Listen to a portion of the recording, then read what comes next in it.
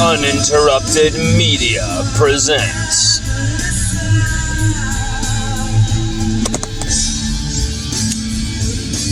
LSU Odyssey Oddcast, presented by LSUODYSSEY.COM.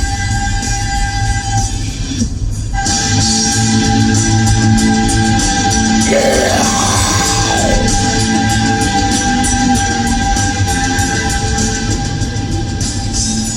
Everybody, that is the power, the beastly sexuality of Jane's Addiction, one of the greatest American rock and roll institutions that have ever instituted institutions. Wow. You may have seen our Auburn preview video earlier that hinted at our Auburn preview articles. We've put up 2 now. We've got 2 articles. We've got 2 Auburn preview videos. This is the 3rd Auburn preview video. So now we've got 5 juicy pieces of content relating to this LSU Auburn game for LSU fans to dig into, and Auburn fans as well. You know, Auburn fans, this is great stuff for you as well, because here's the thing. We're also talking about the Auburn perspective, you know, in the first piece. The first piece, we're talking about TJ and Brian Harsin and Bo Nix and all that Auburn stuff with the Auburn fake Tigers. And then we go to the LSU real Tigers, and we talk about their strengths, weaknesses in part 2. We talk about TJ's career and, you know, at LSU, at Auburn, both in part 1 as well. So there's tons of content, tons of stuff to dig your teeth into. We got lots of statistics, lots of numbers, lots of facts, proofs of greatness, of weakness in there. Very interesting stuff. Definitely, you know, long enough to sink your teeth into, but short enough to make it sweet. That's what we're trying to accomplish here, and that's what we're trying to do here.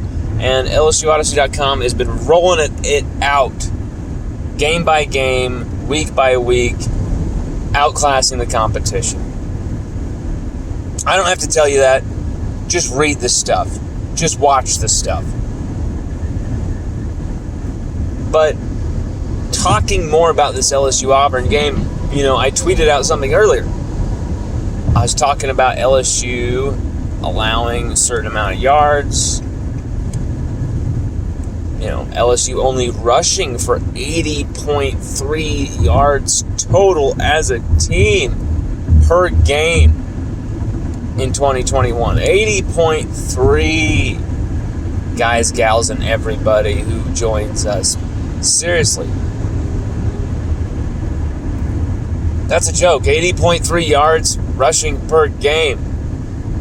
And so in my tweet, I said, LSUODYSSEY.com will be making a video discussing whether or not the person driving a white truck in front of me is a shitty driver. And yes, that is the answer.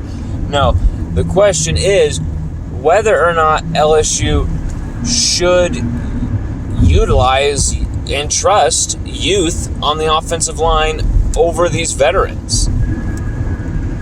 Do you feel like Xavier Hill has been playing better at left tackle than Cam Wire? I think he has. And yes, he's played against lesser opponents than Cam Wire did against his only appearance against UCLA.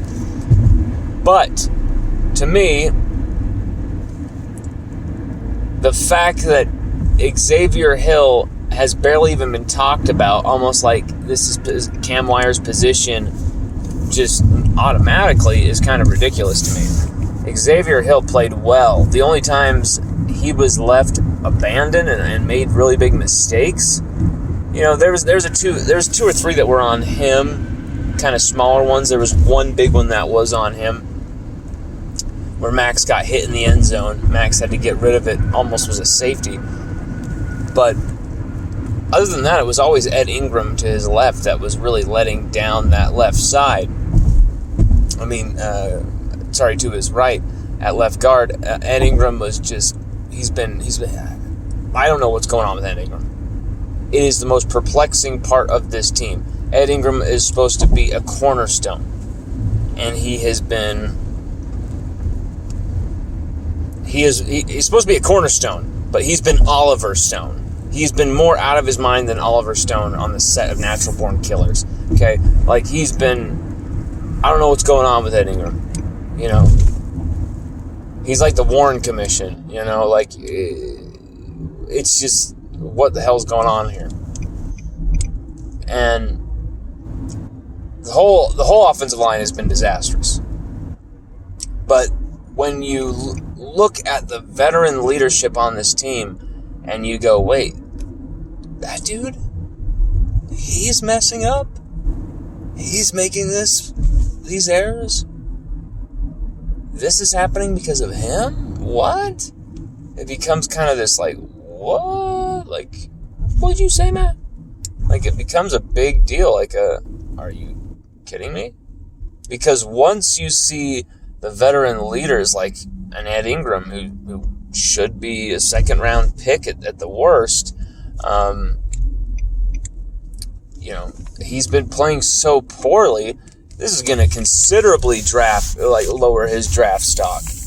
And so when these young guys have that to look up to, guys who are playing tired or playing soft, playing injured, you know, playing like they don't give a damn, that may infect the youth. But from what I've seen, is young guys looking like they're ready to ball. Garrett Dellinger had some moments. Garrett Dellinger had a few times where he was, you know, he was exposed.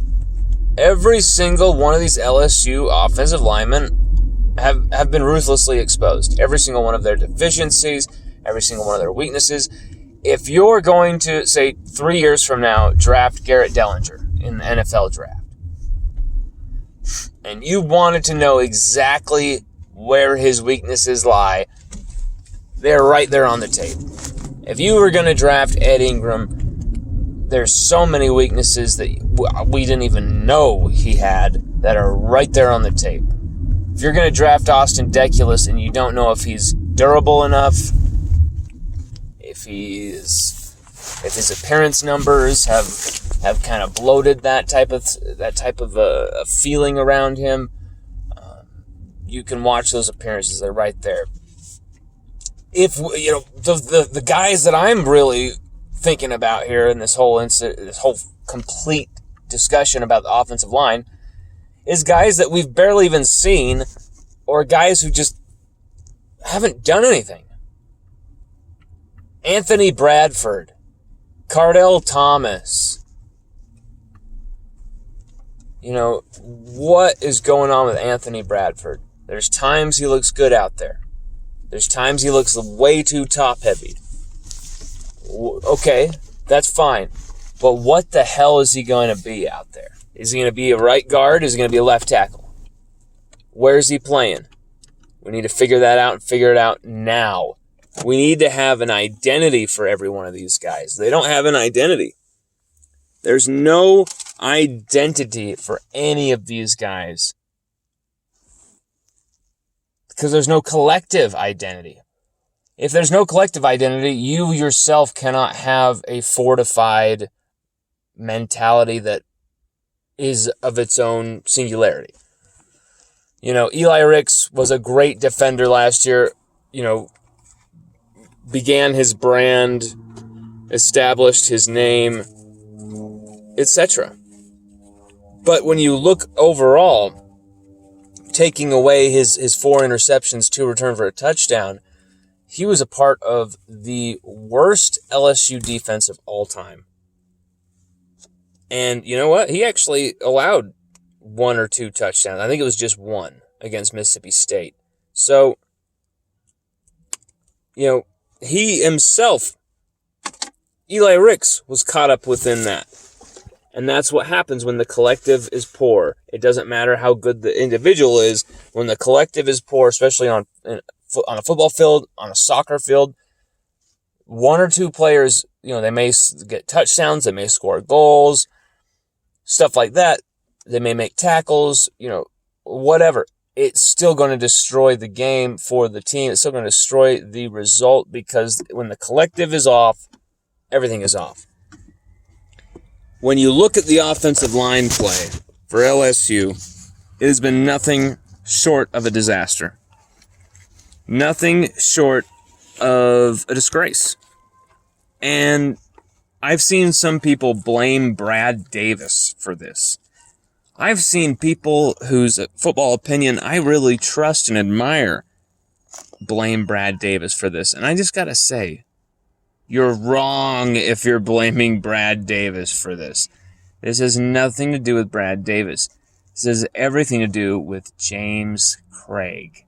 Okay, James Craig coached this offensive line with such a baby-soft, wet wipe manner that they now are so soft they can't even handle.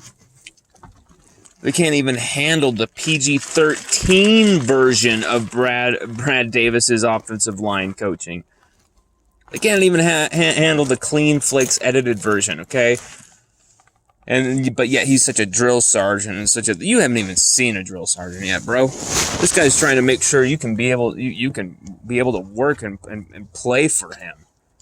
You haven't even really been coached by him yet in reality. You haven't even seen the real Brad Davis yet. So that's what he's working with is a group of guys who he feels he's coaching upstream. It's his upstream swim to even get these guys to play cohesively. And we've seen it on a few occasions. We've seen things start working. So you've got to go with a strong mix of youth and then a few veterans you can absolutely trust. Other than that, I don't know what you can do. And it might even be the case of switch up guys. Use 2 or 3 different rotation units. That could work as well. But that's stuff LSU should have been doing the last 2 games more extremely. I'm sorry, not Mississippi State, but the 2 games before Mississippi State, Central Michigan University and McNeese. Those games should have featured far more offensive line rotations as well in the second half. Once it was obvious we could not run the football, try and get something going, try and see what combinations work, anything.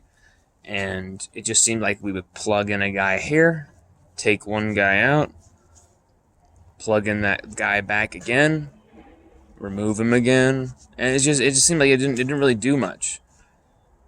Taking out one left tackle and putting in Garrett Dellinger. Okay, what's that going to prove, really? Unless you put someone else at left guard. Try and show me something different. Whether that's shitty different or great different, either way, it tells me whether I can keep you on the list or cross your name off.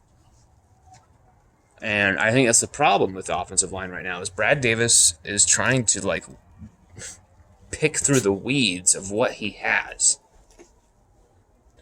And not only that, but what they're even capable of.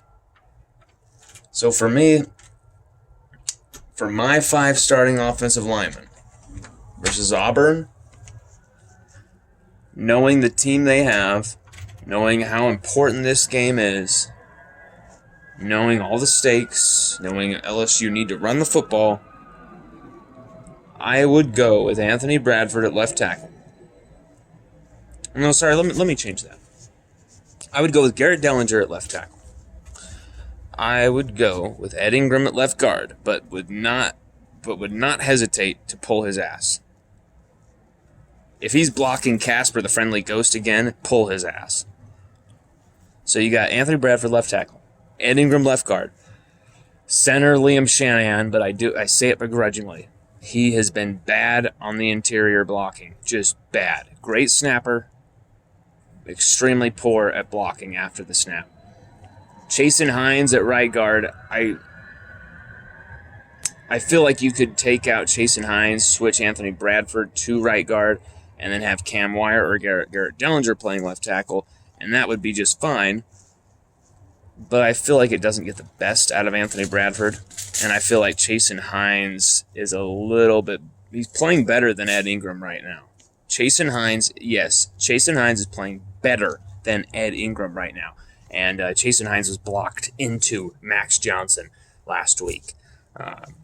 Chasen Hines himself almost sacked Max Johnson. Such was his inability to block.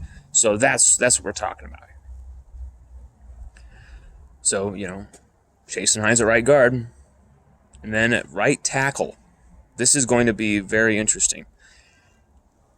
You'd think Austin Deculus would be penciled in, right? Not for me. I'm going with Charles Turner at right tackle. I feel like Charles Turner is more aggressive, more intense, more beastly. I know LSU, especially a first-year offensive line coach, there's no way he is going to bench Austin Deculus. Not with the appearance number on the line, the all-time appearance number, where with those injuries, Deculus needs pretty much every single appearance he can get to pass that past the all-time appearance mark. Become the first ever LSU player, I think it was, to play 60 games. That is at risk. But rather than personal individual records, how about we worry about LSU's team record? 3-1 already.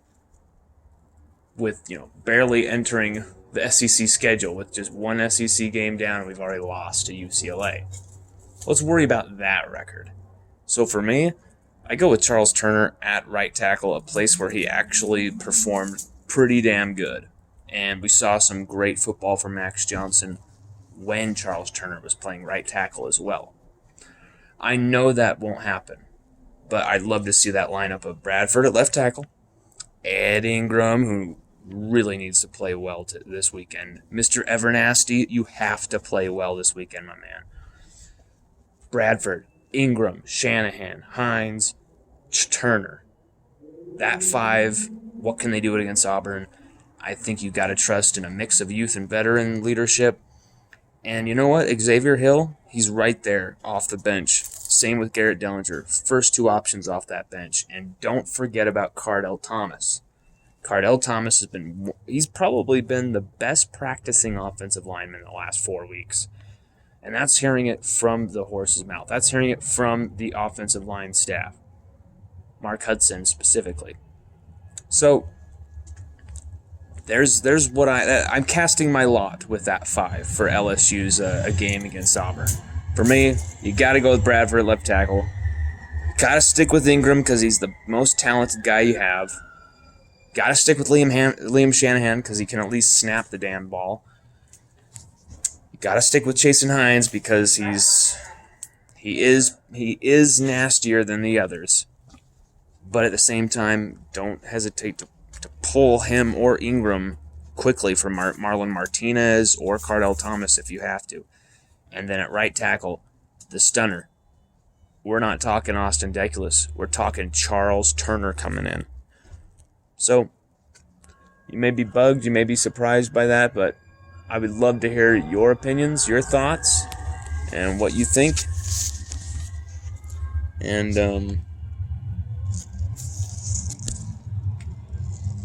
let me show you that grasshopper. Where is the grasshopper? There it is. Go Tigers, baby.